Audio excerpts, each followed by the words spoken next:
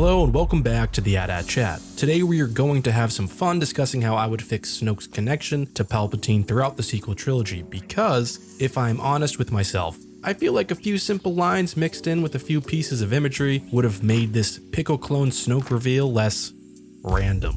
Also, if you are new here, please like and subscribe and share the video because it does help out this channel a lot. With that out of the way, let's start with The Force Awakens. At the end of The Force Awakens, as Starkiller Base is exploding, Snoke shares an exchange with Hux about retrieving Kylo Ren so that Snoke can finish his training. However, since we never got to see Darkseid training if you don't count the comics, this line comes off more like bait than anything else. So rather than saying it's time to complete his training, I would connect it back to Palpatine's goal of corrupting Ben, because he failed with Luke and lost in the end with Vader. The line I would have added in place of Kylo's training would be, "Bring Kylo Ren to me at once. We can't lose another of his bloodline. Not this time." I think a line like that alone gives us enough food for thought in regards to how Snoke and Palpatine might be connected. Was Snoke always there in the shadows? Is Palpatine hiding in Snoke? Because clearly Snoke means the Skywalker bloodline in my dialogue changeup. Moving into The Last Jedi, I have two things I would have changed. The first would be Snoke's ring of the Dwarti.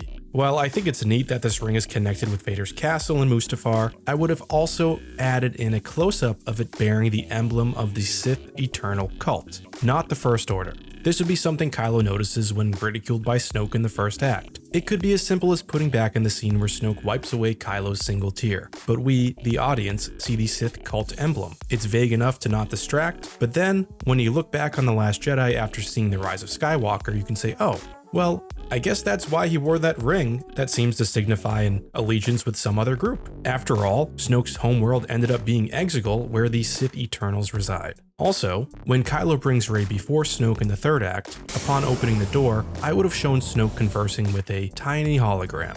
In their final words in this exchange would be barely audible, but we can see, just barely, that the figure who dissolves in the hologram was a hooded individual. As Snoke turns off his hologram, we finally hear, "Well done, my faithful apprentice," and the scene carries on. Again, I think this adds enough vague intrigue for what Snoke is up to within the First Order, as well as suggesting an outside allegiance. It doubles down on the idea put forth that Snoke is like the Wizard of Oz. He is the mouth, but someone else is the brains. And finally, in The Rise of Skywalker, since this is where the reveal is that the Snoke we've come to know was a creation of Palpatine, rather than leave it at, "My boy, I made Snoke." Palpatine would also continue to say that Snoke was my first creation, but as you can see, young Solo, his body wasn't perfect, as is this vessel, but how useful he became in bringing you here, to me.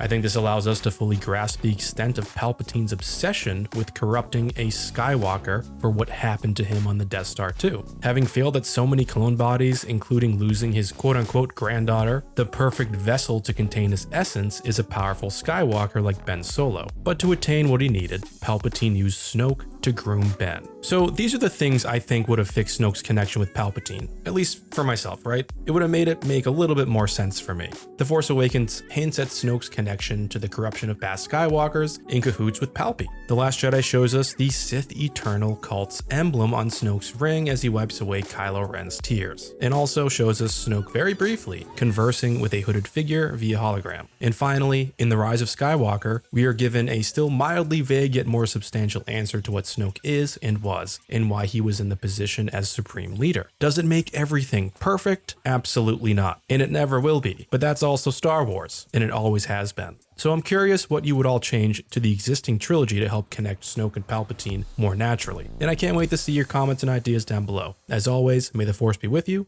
AT-AT is signing off.